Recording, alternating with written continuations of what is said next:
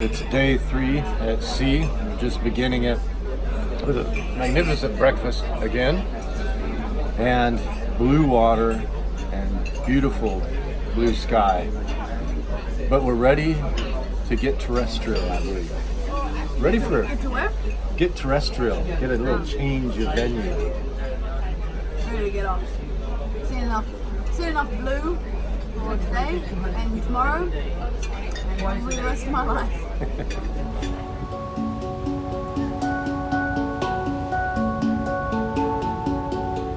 It's been a pretty mellow voyage. The crossing of the passage has been super chill, so I'm anticipating the return in a few days to be interesting. We've gotten some big swells and pushovers, but the listing has not been too bad. It's a nice little rocko lullaby, or what do you call that?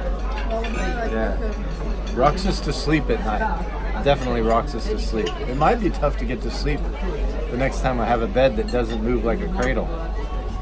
Well, we should be sighting land or iceberg in about 2 to 3 hours. We're getting very close.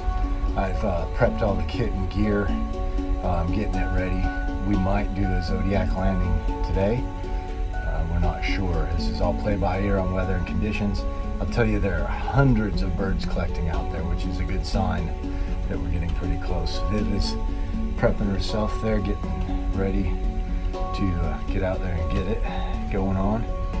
And it's definitely got frigid. A lot colder out there. The wind is kicking. I don't think we need to go for big insulative gear yet, but I'm definitely going to want to be bundled up. Well, this is a pretty momentous occasion for me and the crew here. This is going to be the first sighting of an iceberg. How's that for an everyday Monday, Tuesday? I have no idea what day it is. Also, I've been stuck on this ship for 3 days and I've lost track. Anyway, it's off in the distance. You can't see it right yet, or probably you can. It's a little white fleck about where my thumb is, right above there.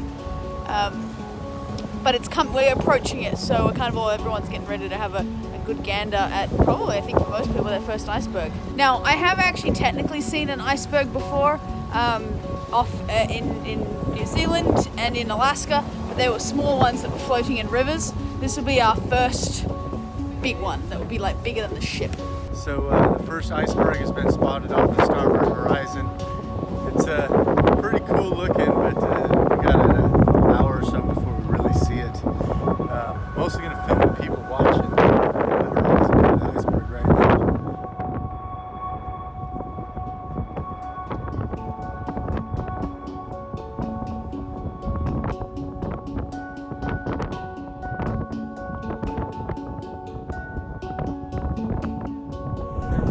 Alright, this is Viv's viewing position of the iceberg, past the dirty glass. It's a favourite for Shawnees. Although I don't think anyone's tall enough to see over the glass. So everyone's crammed up and got the 2 spots that fit without dirty glass. So I went tactical. I personally think that's a load of crap, because she's just lying in her bed, and I think this is the position she wants to be in, just short of sleeping and watching the iceberg. I'm not getting a lot of sleep on this trip. The sun stays up to like 11:30. It's nice and bright, and then it gets up again at fucking 3 in the morning. Anyway.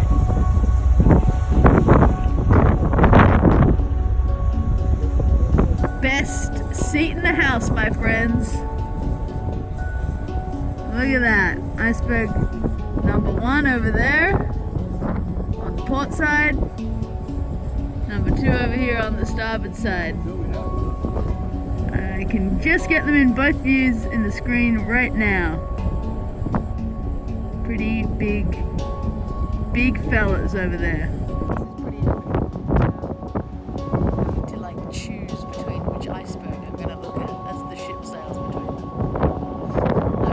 For my first big epic size iceberg, I've got a choice of 2. I think I'm going to go with what appears to be the biggest one on top, which is the one on the port side.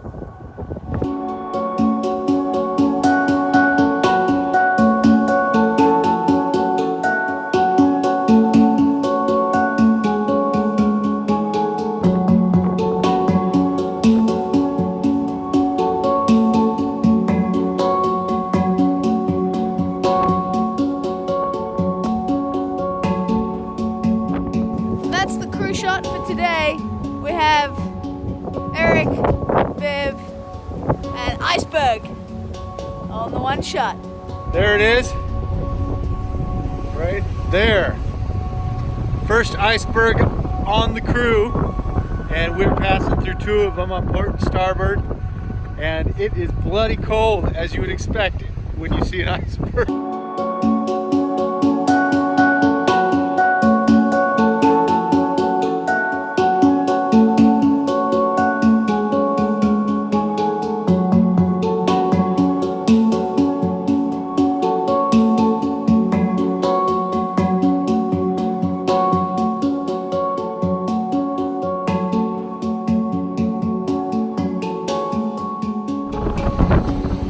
To show you guys how windy it is up here.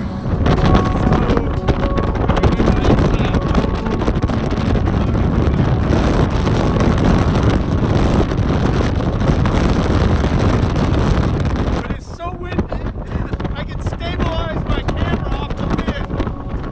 Literally push against the wind to keep my camera stable.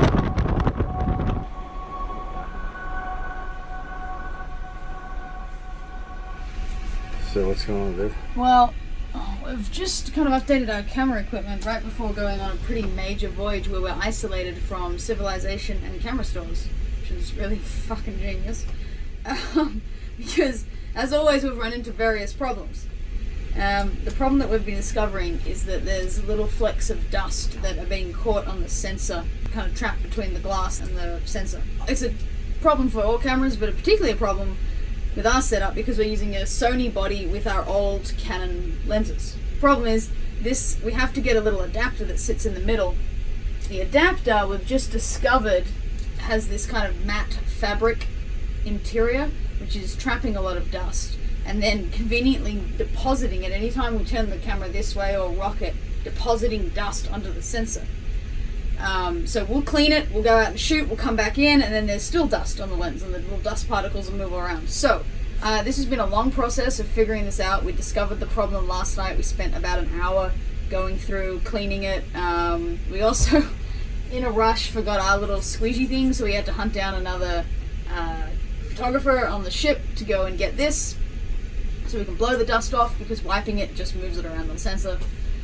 It's been quite a process, and now Erik just figured out with some handy old duct tape that we can basically clean the inside of that fabric adapter, clean it of dust, blow out the sensor, but it looks like it's going to have to be a daily ritual on a moving ship.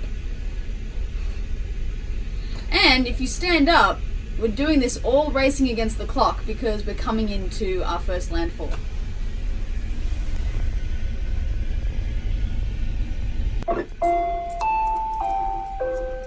Good afternoon, everyone. Good afternoon. We are still moving in closer to the proposed landing area of Yankee Harbor, moving the ship into the position that we would like to start operations at.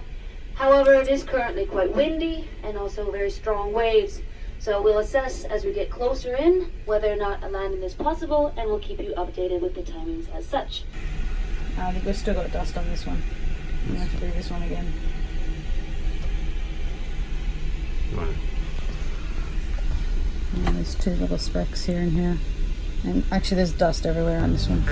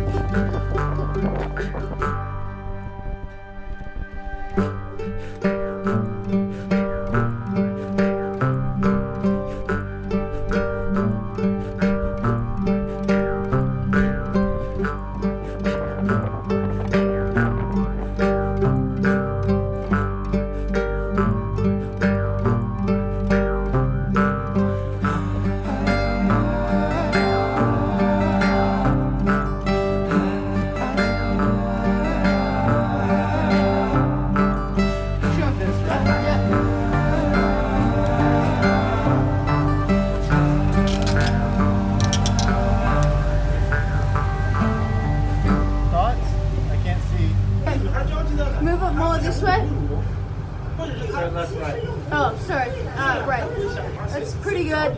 Stop there. We're setting a time lapse of the ship as it moves through the Channel Islands. I'm talking to the camera. It's like Eric's new to this. Hello. So, It's just me. we can go away now. We're setting a time lapse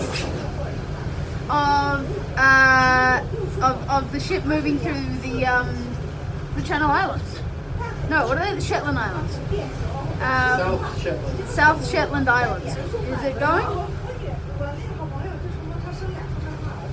Going now. And we're going.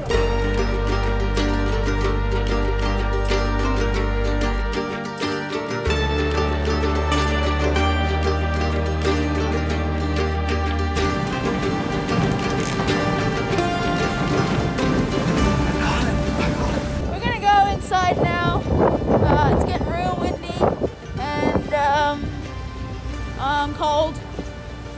We ran through all of the survival options if you went overboard. Basically, if you go overboard here, you're dead. By the time they turn the ship around, you'll be dead. So cold, you'll be dead. So, I'm gonna safely come inside here. Watch your fingers in the door, everybody. Lesson number 1 on ships. We heard that someone spliced their thumb off because the door slammed. The problem is it's now very hot in here. I want to get these clothes off quickly before I start schwitzing. That's awesome. It's pretty fun actually. You can get a pretty good rush just by going outside. This is our little spooky, like the hallways of the Titanic. And still the sick bags loom ever present.